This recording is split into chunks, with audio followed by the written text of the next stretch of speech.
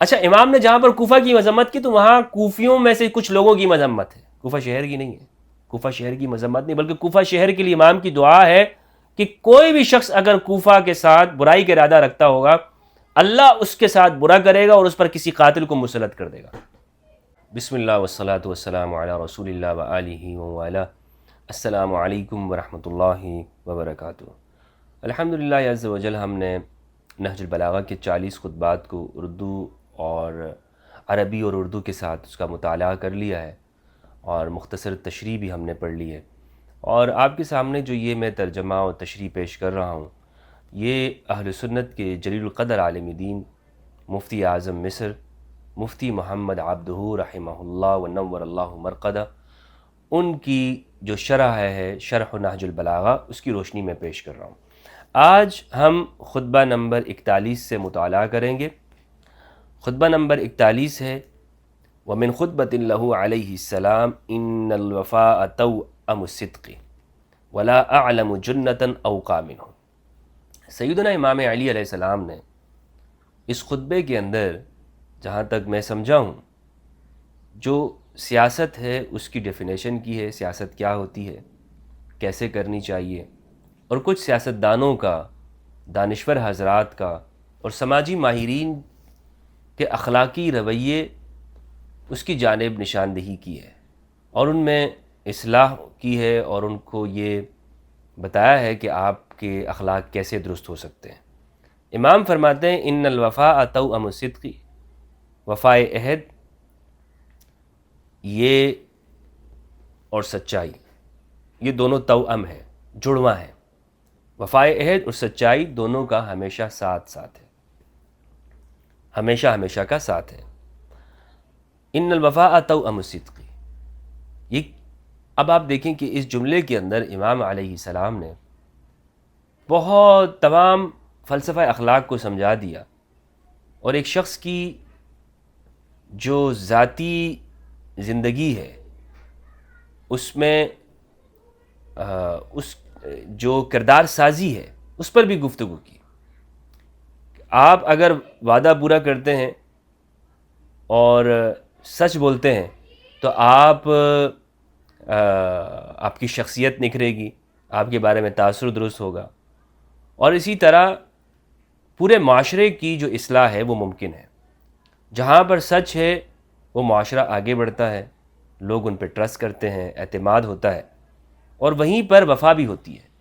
جہاں جھوٹ ہوتا ہے وہاں غداری ہے، جہاں سچ ہے وہاں وفا ہے، اور جہاں وفا نہیں ہے وہاں سچ نہیں ہے۔ تو یہ ان کا آپس میں ایک ہی ہے، یعنی یہ جڑواں ہے۔ وَلَا أَعْلَمُ جُنَّةً أَوْقَى مِنْهُ، اور امام فرماتے ہیں کہ ان دونوں سے بڑھ کر کوئی بھی حفاظت کی ڈھال نہیں ہے۔ یہ حفاظت کی ڈھال ہے، سچائی انسان کو بچاتی ہے، وفاداری انسان کو بچاتی ہے۔ ہمارے ہاں اس کے الٹ سمجھا گیا ہے۔ امام فرماتے ہیں وَلَا يَغْدِرُ مَنْ عَلِمَ كَيْفَ الْمَرْجِ، جو شخص اپنے لوٹنے کی جگہ کو جان لیتا ہے وہ کبھی بھی غداری نہیں کرتا، وہ کبھی بھی وعدہ خلافی نہیں کرتا۔ جس شخص کو یہ بات معلوم ہو کہ ہماری حقیقت کیا ہے اور ہم نے کہاں لوٹنا ہے، اور میرا انجام کار کیا ہونے والا ہے، جو آخر ہے وہ کیا ہوگا، تو وہ شخص کبھی بھی وعدہ خلافی نہیں کرے گا، عہد شکنی نہیں کرے گا۔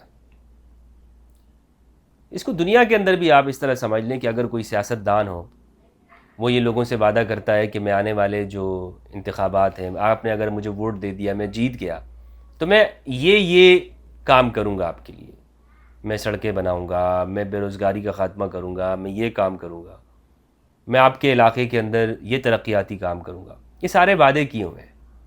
اب اس شخص کو اگر اپنے انجام کا پتہ ہے، نہ صرف آخرت کی بات نہیں کر رہا ہوں، اپنے انجام کا، اپنے اگلے الیکشن کا، اپنی زندگی کا، اور ویسے بھی دنیا کے جانے کے بعد بھی اگر یہ سچا رہا زندگی میں تو لوگ اس کی خبر پہ بھی آئیں گے اور اس کو اچھا بھی بولیں گے۔ لیکن ویسے جو مالی طور پر اس کا فائدہ اور نقصان ہے وہ بھی آپ دیکھیں کہ اگر اس کو پتہ ہو کہ اس الیکشن میں تو میں جو وعدے کر رہا ہوں اگر ان کو پورا نہیں کروں گا تو اگلے الیکشن میں لوگ مجھے ووٹ نہیں دیں گے، میری جماعت کامیاب نہیں ہوگی، تو اگر آدمی کو، اس لیے امام نے فرمایا کہ جو شخص بھی یہ جان لیتا ہے کہ اس نے کہاں لٹنا ہے، اس کی حقیقت بندے کو اگر معلوم ہو تو آدمی کبھی بھی غداری نہیں کرتا۔ اکثر یہ ہوتا ہے کہ لوگ اپنے جو مرجع ہے، کہاں اس نے جانا ہے، اس کو بلا دیتے ہیں، اس کو یاد نہیں رکھتے۔ ہوتا ہے اچھا ٹھیک ہے، آج تو ہم جیت گئے ہیں، آج تو ہم آ گئے ہیں، 5 سال بعد پھر دیکھیں گے۔ امام فرماتے ہیں وَلَقَدْ أَصْبَحْنَا فِي زَمَانٍ قَدِ اتَّخَذَ أَكْثَرُ أَهْلِهِ الْغَدْرَ كَيْسًا۔ امام فرماتے ہیں آج ہم ایسے زمانے میں آ گئے ہیں کہ لوگوں نے وعدہ شکنی کو، عہد شکنی کو عقل مندی اور بصیرت کا نام دے دیا ہے۔ اللہ اکبر۔ جھوٹ بولنے کو لوگ یہ کہتے ہیں کہ اچھا یار اس سے بڑا ماہر تو کوئی ہے نہیں، وعدہ خلافی کرو، جھوٹ بولو۔ حتیٰ کہ جو مذہبی گروہ ہیں ان کے اندر بھی یہ چیزیں آ گئی ہیں، مذہبی گروہوں کے اندر بھی۔ اور ایسے شخص کو بڑا سیاستدان سمجھا جاتا ہے کہ جو بڑا جھوٹ بولنے والا ہوتا ہے۔ امام فرماتے ہیں کہ یہ ہمارے زمانے کی حالت ہے۔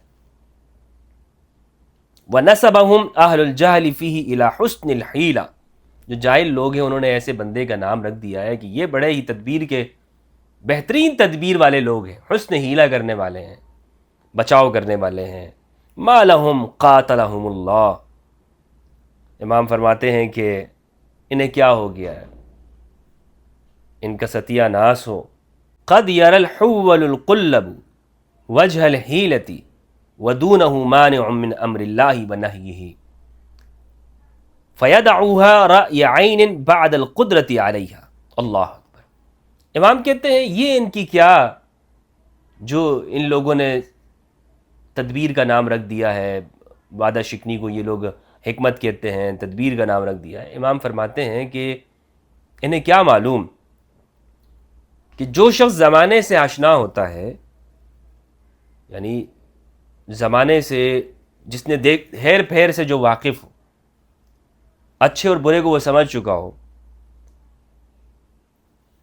اور وہ کبھی کوئی تدبیر اپنے لیے دیکھتا ہے، مگر ہوتا یہ کہ اس کے رستے میں اللہ کے اوامر یا نواہی وہ رکاوٹ ہو جاتے ہیں۔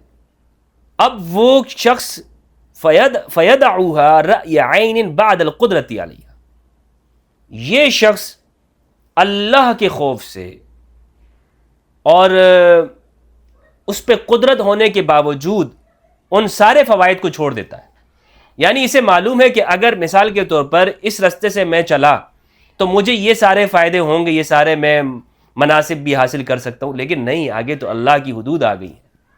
تو مومن آدمی ہے تو اللہ کی حدود کا خیال کر رہا ہے، اس کو پھلانگتے ہوئے نہیں جا رہا، نہیں اچھا مجھے یہاں تک اجازت تھی اور یہاں تک اجازت نہیں تھی، تو یہ پھر اس کو ٹچ بھی نہیں کرتا۔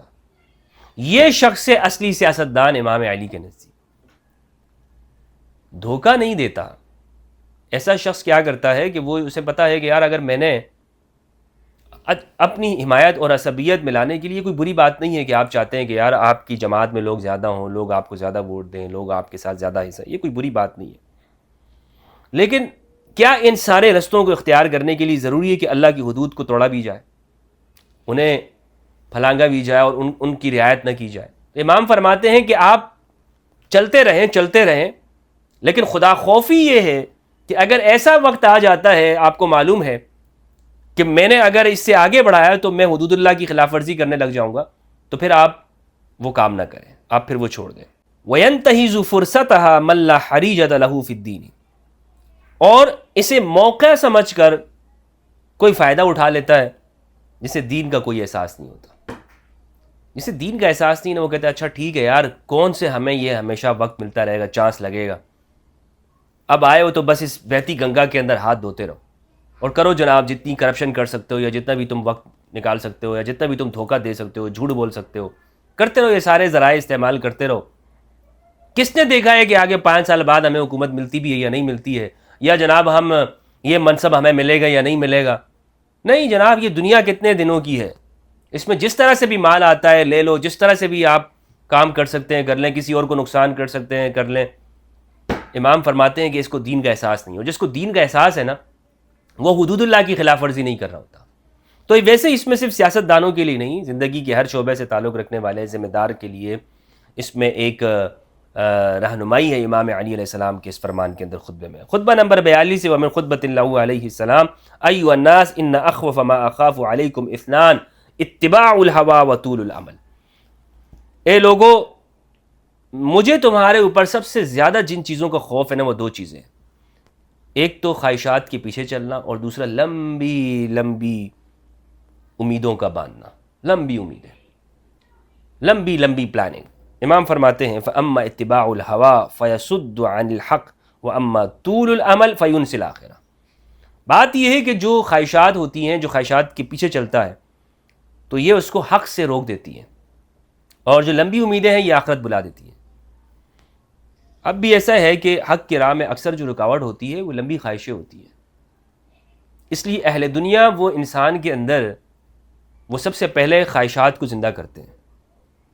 اہل دنیا کا سب سے بڑا ہتھیار وہ خواہشات بیدار کرنا ہے، اور ناجائز خواہشات. مثلا وہ آپ کو کہیں گے، آپ کے ساتھ بیٹھیں گے، یار گاڑی ہے تمہارے پاس، پہلے تم اچھی گاڑی لے لو، پہلے تم اچھا گھر کما لو، پہلے تم جناب پھر تمہارے پاس اچھی شادی ہو، اچھی بیوی ہو، بیگم ہو، اچھی خاتون ہو، انجوائے کرو زندگی میں. کیا ہر وقت تم یہ سوچتے رہتے ہو؟ اب مال کا بھی کچھ سوچو. تو اہل دنیا انسان کے اندر لمبی خواہشات دراصل وہ آپ کو غلام کر دیتی ہیں، اور جو باطل قوتیں ہیں وہ انسان کے اندر وہ آپ کے اندر یہ باطل خواہشات یہ پیدا کرتی ہیں باقاعدہ طور پر. اس کی مارکیٹنگ ہوتی ہے، اور اس کے جو مارکیٹ کرنے والے جو لوگ ہیں، یہ میڈیا، یہ جو چیزیں ہیں، یہ ساری یہاں پہ مارکیٹ ہوتی ہے. باقاعدہ بتایا جاتا ہے، یہ سیل ہوتا ہے.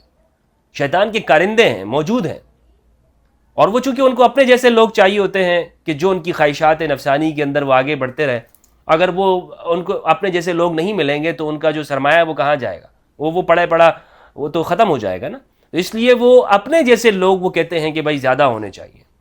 اس کے مقابلے میں جو اہل علم ہے، اہل دین ہے، وہ بھی اپنے لوگوں کو بڑھانا چاہتے ہیں. تو یہ ٹکراؤ جاری ہے، یہ ٹکراؤ چل رہا ہے. الا وان الدنیا قد ولت حذا.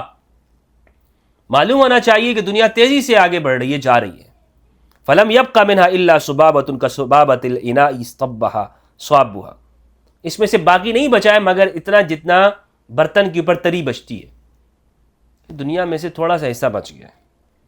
الا وان الاخرۃ قد اقبلت. آخرت آ گئی ہے. ولکل منہما بنون. ہر ایک کے اپنے بچے ہیں، دنیا کے بیٹے بھی ہیں اور آخرت کے بیٹے بھی ہیں. میں نے آپ کے سامنے عرض کیا نا کہ دونوں طرف یہ ایک مارے کا بپا ہے. فکونوا من ابناء الآخرہ. آخرت کے بیٹے بنو. ولا تکونوا من ابناء الدنیا. دنیا کے بیٹے مت بنو. فإن كل ولد سيلحق بأمه يوم القيامة. اللہ اکبر. اس لیے کہ ہر بیٹا اپنی ماں کے ساتھ قیامت کے دن مل لے گا. ہر بیٹا قیامت کے دن اپنی ماں سے ملے گا. یعنی دنیا کا بیٹا ہے یا آخرت کا بیٹا ہے، وہ ملے گا. وإن اليوم عمل ولا حساب. آج عمل ہے اور کوئی حساب نہیں ہے. وغدا حساب ولا عمل. اور کل حساب ہوگا اور کوئی عمل نہیں ہوگا. کل آپ یہ نہیں کہہ سکتے ہیں کہ یا اللہ مجھے تھوڑا سا موقع دے دے، آج میں یہ ساری اچھائیاں کر لیتا ہوں، ابھی میں پھر سے سٹارٹ کر لیتا ہوں. نہیں، کل یہ ٹائم ختم ہے. ومن کلام اللہ علیہ السلام، خطبہ نمبر 43 ہے. وقد اشار علیہ اصحابہ بالاستعداد للحرب بعد ارسالہ جریر ابن عبداللہ البجلی الی معاویہ. امام علی نے شام کی جانب اپنے سفیر کو بھیجا، جریر بن عبداللہ البجلی کو نمائندہ بنا کے بھیجا. تو ایسے میں کچھ لوگوں نے کہا کہ امام آپ کو چاہیے کہ آپ باغی گروہ کے خلاف اب جنگ کا آغاز کر دیں. حالانکہ اس موقع پر پہلے امام نے سفیر بھیجا ہوا تھا. تو اس بارے میں امام علی کا یہ کلام ہے کہ جب آپ نے جنگ کے آغاز سے پہلے سفیر بھیجا ہوا ہو تو اس موقع پر کیا آپ جنگ کا آغاز کر سکتے ہیں یا نہیں کر سکتے. تو امام کی تعلیمات فرماتے ہیں ان استعدادی لحرب اہل الشام وجریر عندهم اغلاق للشام. جبکہ جریر ابھی وہیں ہے، یہ شام کا دروازہ بند کرنا ہے. یعنی ہم نے چونکہ اپنا سفیر بھیجا ہوا ہے کہ وہ میری بیعت کر لے وہاں پر جو لوگ ہیں اور باغی گروہ تک بات پہنچ جائے. تو اگر ہم ایسے موقع پر سفیر ہمارا وہاں موجود ہے، ہم جنگ شروع کرتے ہیں تو یہ تو پھر ہم نے سفارت کاری کا جو رستہ ہے وہ بند کر دیا. وصرف لأہلہ عن خیر ان ارادوہ. اور وہاں پر اگر کچھ اچھے لوگ موجود ہیں اور وہ چاہتے ہیں کہ میری بیعت کر لیں اور اس طرح وہ اچھائی کے ساتھ ملنا چاہتے ہیں تو اس دروازے کو بھی ہم بند کر دیں گے. ایسا ہوتا ہے کہ جب آپ مذاکرات کر رہے ہوں تو اس میں ضروری نہیں ہے کہ جس قوم کے ساتھ جنگ ہو رہی ہے وہاں پر سارے کے سارے لوگ وہ برے ہوتے ہیں. تو لہٰذا جنگوں کے اندر اخلاقیات کو یہ سامنے رکھنا چاہیے. ولیکن قد وقت لجریر وقتا لا یقیم بعدہ الا مخدوعا نواسا، لیکن یہ ہے کہ میں نے جریر کو بتا دیا، ٹائم دیا ہوا ہے، اس سے زیادہ اگر وہ وہاں پہ ٹھہرے گا تو یہ اس کا مطلب ہے یا تو وہ چال میں آ گیا، دھوکے میں آ گیا، یا اس نے میرے حکم کی نافرمانی کی ہے. والرأی عندی مع الاناتی فارودوا ولا اکرہ لکم الاعداد. امام فرماتے ہیں بہتر یہی ہے کہ صبر کرو، میری رائے یہ ہے جو تمہارے لیے اچھا، ٹھہرے رہو. ہاں البتہ یہ ہے کہ جنگ کی تیاری جاری رکھو. اس کو میں برا نہیں سمجھتا کہ تم ایسے موقع پر اپنے لیے جنگی ساز و سامان تیار کرو، جنگی ساز و سامان تیار کرتے رہو، جو بھی ہے جس طرح سے بھی ہے، اپنی دفاع کو مضبوط رکھو اور چوکنے رہو کہ کل کو اگر ہمیں جنگ پیش آ جاتی ہے تو پھر فوراً سے نکلنا. لیکن مہم کرنا یہ میں اس کو مناسب نہیں سمجھتا. وَلَقَدْ ضَرَبْتُ أَنْفَ هَذَا الْأَمْرِ وَعَيْنَهُ، میں نے اس معاملے کو ہر طرح سے دیکھ لیا ہے. وَقَلَّبْتُ ظَهْرَهُ وَبَطْنَهُ، اچھی طرح سے معاملے کو دیکھ لیا ہے، تفتیش کر لی ہے، اس کا اوپر کا حصہ اور نیچے کا اس کی پیٹھ میں نے اس معاملے کی دیکھ لی ہے. فَلَمْ أَرَ لِي إِلَّا الْقِتَالَ أَوِ الْكُفْرَ بِمَا جَاءَ محمد صلی اللہ علیہ وآلہ وسلم. یہ بات تو طے ہے، امام علی فرماتے ہیں کہ میں نے باغی گروہ کے ساتھ قتال کرنا ہے، یا تو میں ان کے ساتھ قتال کروں یا میں اس چیز کا کفر کر لوں کہ جو محمد صلی اللہ علیہ وآلہ وسلم کا فرمان ہے، یا تو میں اسلام سے نکل جاؤں علیہ باللہ. امام فرماتے ہیں کیونکہ امام کو اس تمام صورتحال کے اندر آپ صلی اللہ علیہ وآلہ وسلم کے فرامین موجود ہیں، اور آپ صلی اللہ علیہ وآلہ وسلم نے ایک ایک چیز کا، ایک ایک جنگ کا حال آپ کو بتایا ہے، اور اس معاملے میں آپ کو، آپ کے سامنے، بلکہ صحابہ کرام کے سامنے بتایا ہے، اور صحابہ کو بھی کہا ہے کہ خاسف النعل جو ہے وہ نافرمانوں کے ساتھ، عہد شکنوں کے ساتھ وہ جنگ کریں گے. خاسف النعل، جوتا سینے والا. اور یہ ایک موقع پر خصائص کے اندر موجود ہے. خصائص نسائی رحمہ اللہ نے جو لکھی ہے خصائص امیر المؤمنین، اس کا ایک واقعہ ہے، شان نزول ہے. یعنی ایک موقع پر امام علی علیہ السلام وہ رسول اللہ صلی اللہ علیہ وآلہ وسلم گھر سے باہر تشریف لائے اور اپنے صحابہ کے ساتھ، تو آپ نے اس موقع پہ فرمایا کہ تم میں ایک شخص ہے کہ جو جس طرح میں نے تنزیل کے اوپر جہاد کیا ہے وہ تعویل کے اوپر قتال کرے گا. صحابہ نے پوچھا کون یا رسول اللہ؟ اس موقع پر حضرت ابوبکر نے فرمایا کہ یا رسول اللہ، عرض کیا یا رسول اللہ میں. آپ نے فرمایا نہیں. حضرت عمر نے پوچھا یا رسول اللہ میں.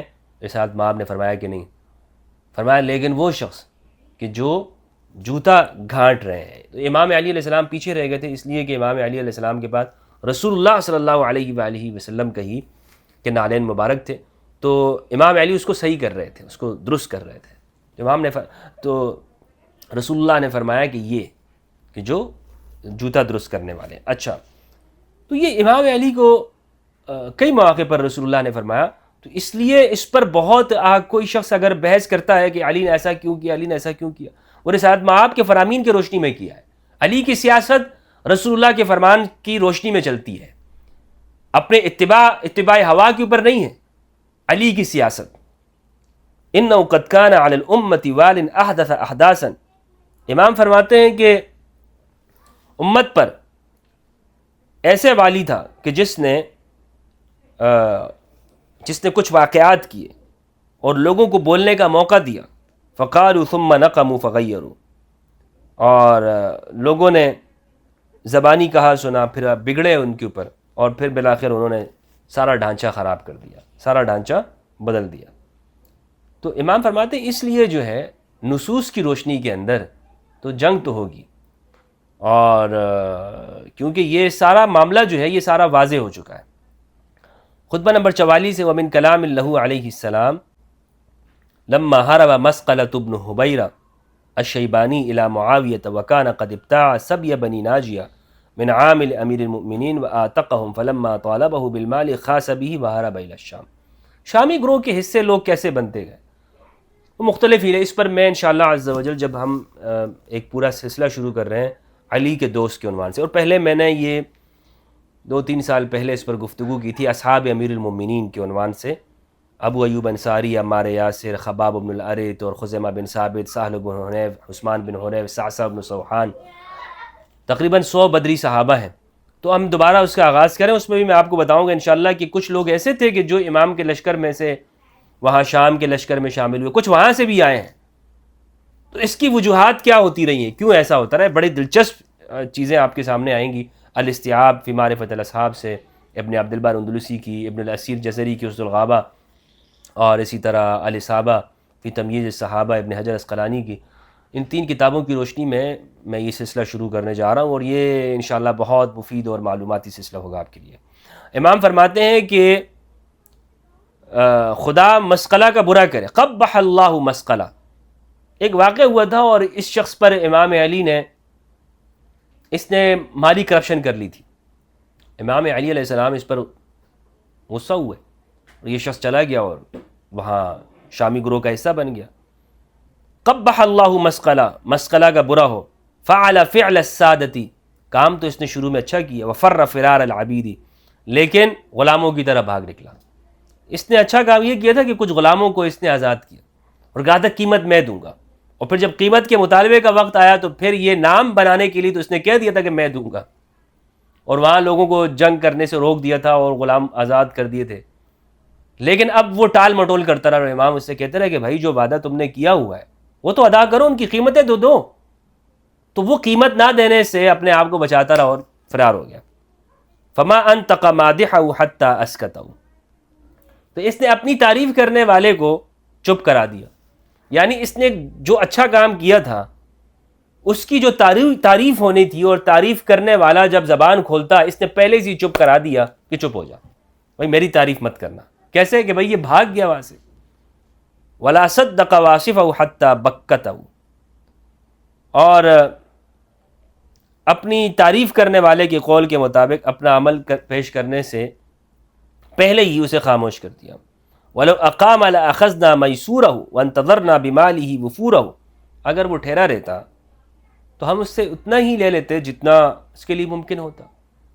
یہ چند مال کی وجہ سے اس نے یہ رستہ کیوں چھوڑا، اور بقیہ کے لیے اس کے مال کے زیادہ ہونے کا انتظار کرتے کہ ٹھیک ہے جب اور آ جائیں گے اس کے پاس تو تب دے دے گا. امام فرماتے ہیں وَمِنْ خُطْبَةٍ لَهُ عَلَيْهِ السَّلَامُ الْحَمْدُ لِلَّهِ غَيْرَ مَقْنُوطٍ مِّن رَحْمَتِهِ وَلَا مَخْلُوبٍ مِّن نِعْمَتِهِ وَلَا مَایُوسٍ مِّن مَغْفِرَتِهِ. تمام حمد اس ذات کے لیے ہے، اس اللہ کے لیے ہے کہ جس کی رحمت سے مایوس نہیں ہونا اور جس کی نعمت سے کسی کا دامن خالی نہیں ہے، اور جس کی مغفرت سے کوئی شخص نا امید نہیں ہوتا، مایوس نہیں ہوتا. ولا مستنکف عن عبادتی، اور اس کی عبادت سے کسی کو عار نہیں ہو سکتا. الذی لا تبرح منہ رحمہ ولا تفقد له نعمہ، نہ ہی اس کی رحمتوں کا سلسلہ ٹوٹتا ہے اور نہ ہی اس کی نعمتوں کا جو فیضان ہے وہ رک جاتا ہے. والدنیا دار منی لها الفنا، دنیا ایسا گھر ہے کہ جس کے لیے فنا طے شدہ امر ہے. ولأہلها منها الجلاء، دنیا والوں نے یہاں سے نکلنا ہے. وہی حلوۃ خضرۃ، میٹھی ہے، سرسبز ہے، شاداب ہے. وقد عجلت للطالب، اپنے چاہنے والے کی طرف تیزی سے بڑھتی ہے. والتبست بقلب الناظر، اور دیکھنے والے کے دل میں سما جاتی ہے. فارتحلوا منها باحسن ما بحضرتکم من الزاد، جو بھی تمہارے پاس بہترین زاد ہے، رستے کا سامان ہے، اسے جمع کر کے اس سے بھاگ جاؤ. ولا تسألوا فیہا فوق الکفاف، اور اس سے بڑھ کر مت مانگو جو تمہاری ضرورت ہو، ضرورت سے زیادہ مت چاہو. ولا تطلبوا منہا اکثر من البلاغ، جتنے میں زندگی گزر بسر ہو سکتی ہے اس سے زیادہ کی خواہش نہ کرو. خطبہ نمبر 46 سے امام فرماتے ہیں اللہم انی اعوذ بک من وعثاء السفر. جب آپ شام جا رہے تھے تو آپ نے یہ دعا کی تھی، اے پروردگار میں سفر کی تھکاوٹ سے، وکابت المنقلب، اور واپسی کی پریشانی سے، وسوء المنظر فی الاہل والمال، اور اہل اور مال کے برے بدحالی کے منظر سے، اے اللہ پناہ مانگتا ہوں، اے اللہ میں پناہ مانگتا ہوں. اللہم انت الصاحب فی السفر، سفر میں تو رفیق ہے، وَأَنْتَ الْخَلِيفَةُ فِي الْأَهْلِ، گھر میں تو خلیفہ ہے، وَلَا يَجْمَعُهُمَا غَيْرُكَ، اور یہ بات تیرے سوا کسی میں جمع نہیں ہے، کیونکہ جو ساتھ ہوتا ہے وہ گھر میں کیسے ہوگا؟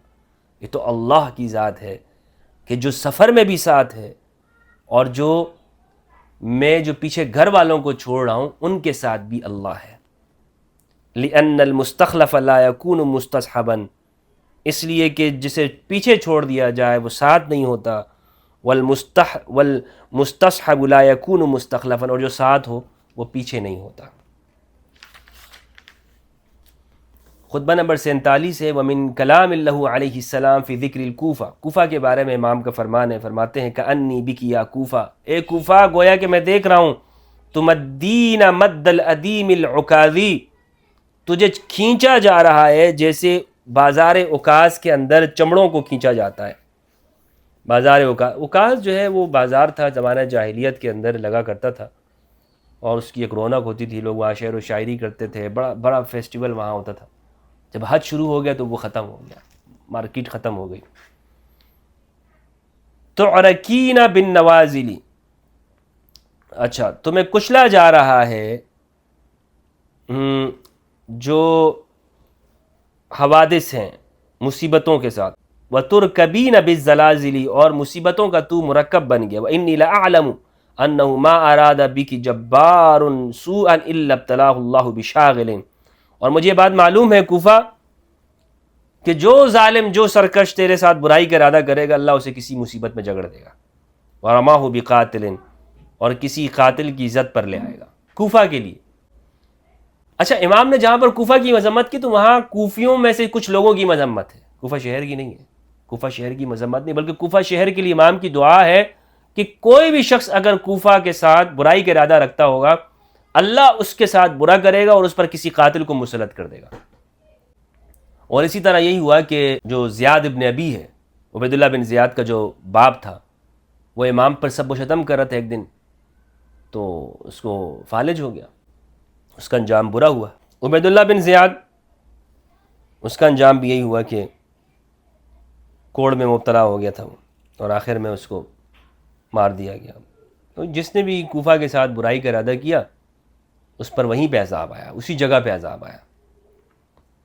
تو یہ 47 خطبات ہمارے الحمدللہ ہو گئے۔ آج ہم نے 7 خطبات کا مطالعہ کیا، انشاءاللہ مزید پھر اگلی نشست کے اندر۔ السلام علیکم ورحمۃ اللہ وبرکاتہ۔